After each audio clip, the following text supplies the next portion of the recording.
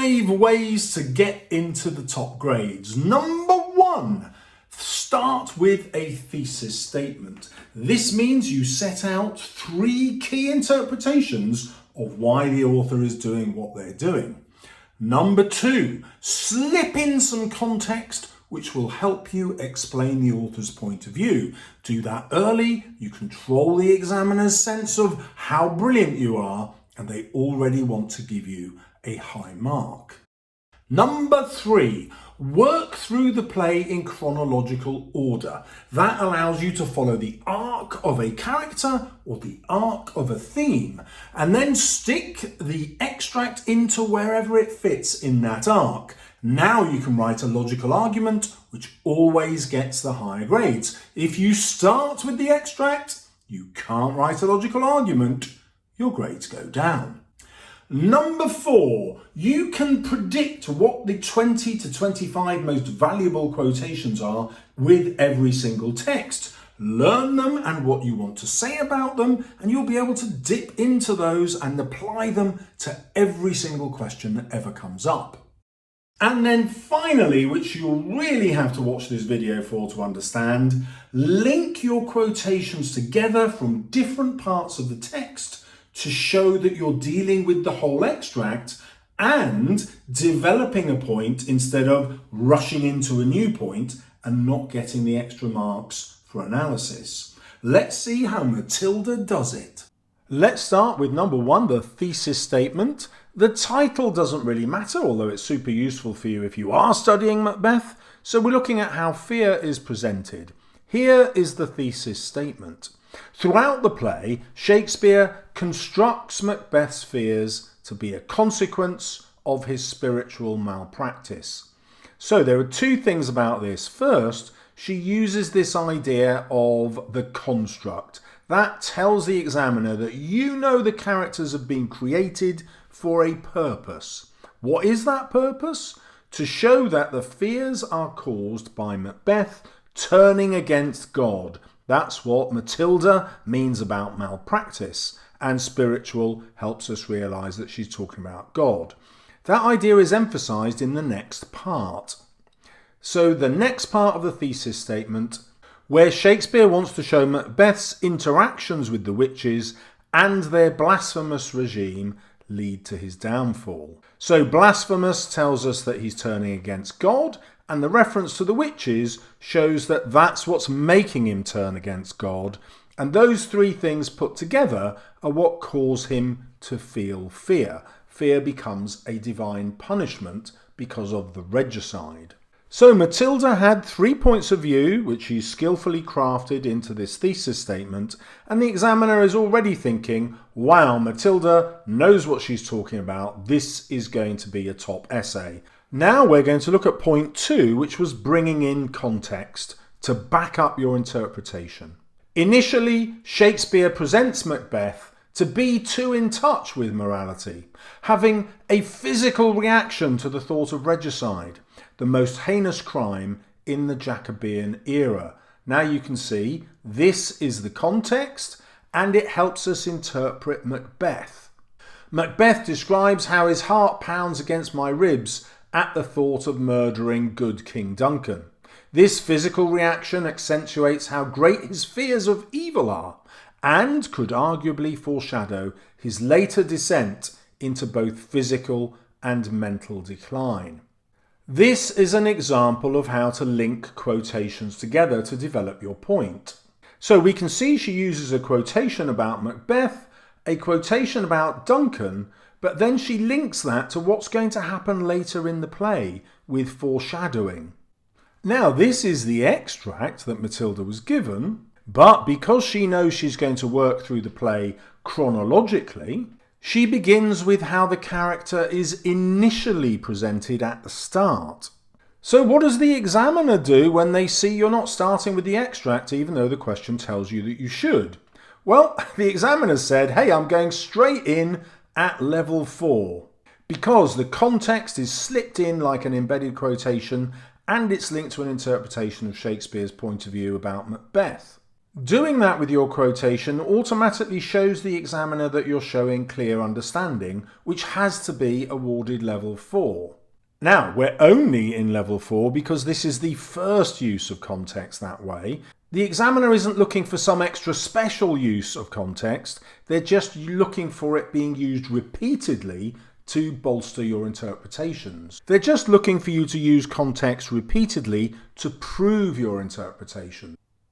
In the next paragraph, we're going to see how Matilda links the quotations together, but we're also going to see number 4, how she's prepared these quotations and what she wants to say about them in advance.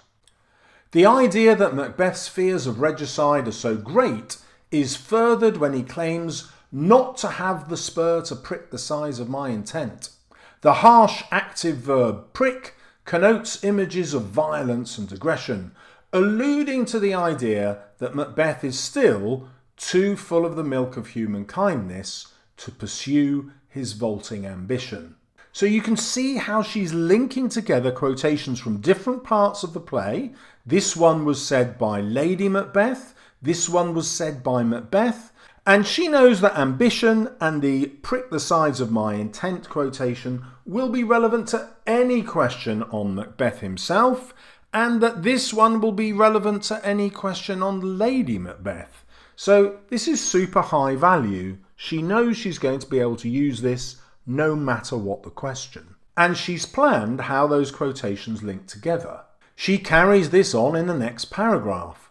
It's evident that Macbeth's fears and anxieties are all-encompassing despite the amount of ambition he acquires.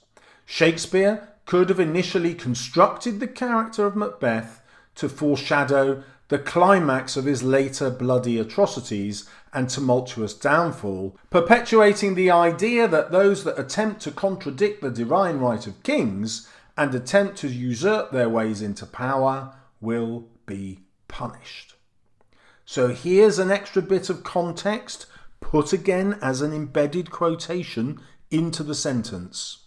You've got the sense that Shakespeare's creating Macbeth for a purpose again, by referring to him as a construction. And because she's talking about foreshadowing, the examiner knows she's starting to deal with the whole of the play. So that was 2 paragraphs analysing Macbeth's vaulting ambition and linking it to his fear.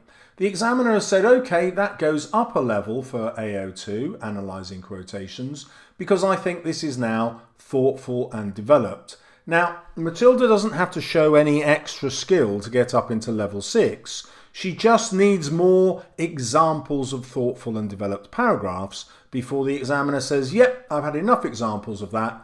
I'm now starting to find it convincing. That's the word in the mark scheme. Next, we need to see the key point about working through the play chronologically.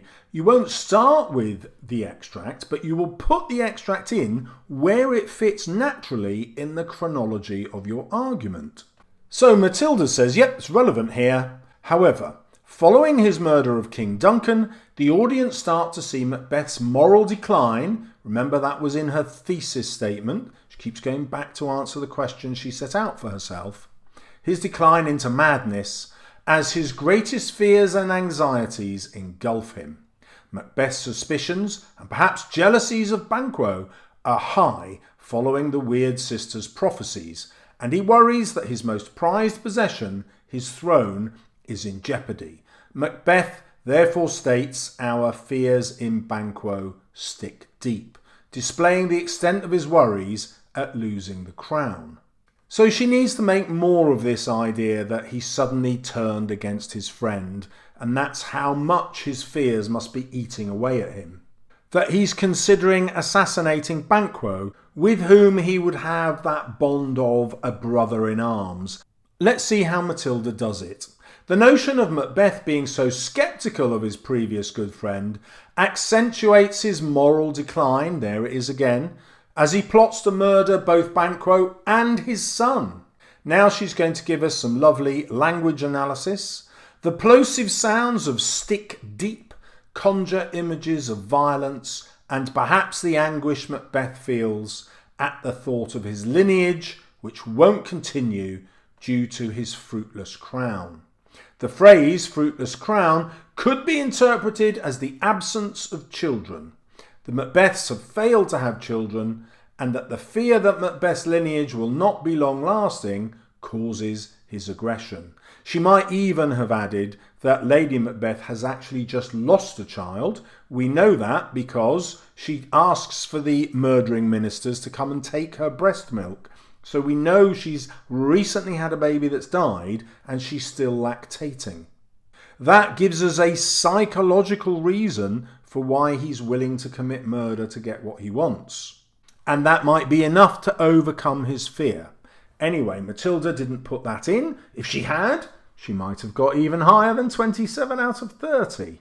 So the examiner is keeping score in their head now. They've said, yep, this is another level 5 AO2. Now, what we don't know is how many level 5 AO2 examples the examiner's waiting for before they've said, yeah, I've had enough now, I'm convinced, let's make it a level 6. But we'll find out as we read the essay.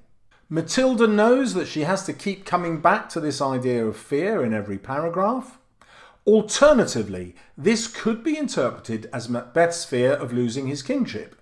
Macbeth's reign is overshadowed with paranoia and fear of who could take the crown after him, so that he can't enjoy the power he has while he is king.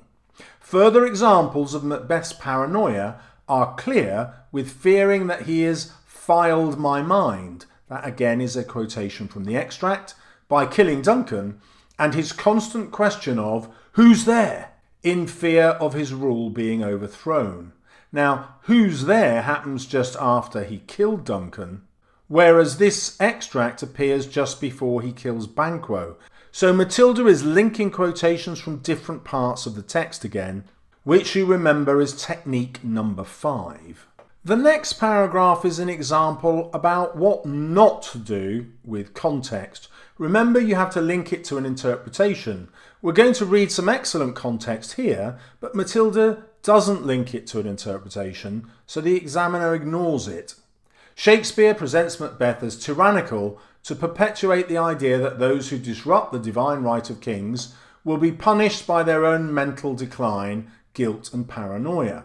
This alludes to the failed gunpowder plot of 1605 and to the attempted murder of King James. All absolutely brilliant and true, but scores no marks yet because it's not linked to the idea of fear and an interpretation of Macbeth. The entirety of the play is a piece of propaganda to persuade Jacobean society not even to attempt to commit such a heinous crime, as their own descent into madness would be imminent. Well, that's absolutely spot on as well. But if only she had linked this to the audience having a fear of madness or a fear of retribution from God and divine punishment, then she would have been able to get marks for it. But because it is not linked to fear, the examiner says, nah, you're wasting your time. The next paragraph goes back to fears but doesn't really tell us much new about Macbeth. So the examiner doesn't get excited about it. Furthermore, Macbeth's fears and anxieties of the security of his entitlement to kingship are evident through his delusions and interactions with the supernatural. Following the hired murder of Macbeth's previous friend Banquo, he hosts a banquet. He claims he is sad our dear friend Banquo could not be here, yet then contradicts his phrase when the ghost of Banquo appears. Macbeth claims the table is full, despite there being an empty chair. Matilda is linking quotations again, but because she's not linking them to give us an interpretation, just to show us what's going on at a particular point in the play, it doesn't really earn her any extra marks. But she's going to go into an analysis of this quotation, which is going to be thoughtful and developed, and it is going to get her extra marks. Let's see how she does it. Macbeth claims the table is full despite there being an empty chair. The incredibly indicative phrase and decisiveness of the verb is displays the extent of paranoia Macbeth is facing as a consequence of his overwhelming guilt. So now she's saying that his fear has become paranoia, and that's been produced by his overwhelming guilt. You can see how she's building an argument together. The audience, not seeing the ghost, can clearly see the spiral of diabolical madness Macbeth has fallen into, and could perhaps feel some sympathy toward Macbeth. So now we have Shakespeare's other purpose in showing us Macbeth's reaction to his fear, that we're actually partly, only very slightly, partly on Macbeth's side.